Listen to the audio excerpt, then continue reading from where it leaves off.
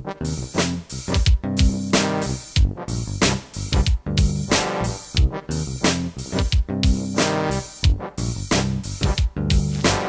dálnici letí autobus, řidič si dá v klidu džus. Pavel z okna kouká, letí tráva, letí louka, letí ves, letí les. Víme všichni, bude děs. Napíše si SMS.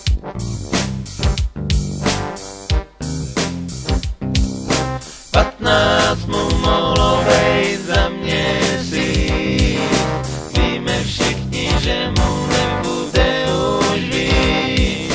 Proč ten osud tak krutý byl, že to Pavel vůbec nepřežil.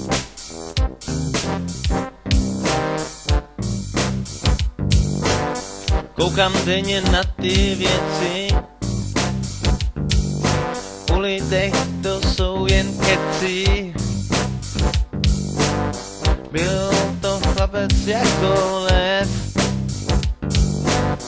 teď jenom čeká na rakev.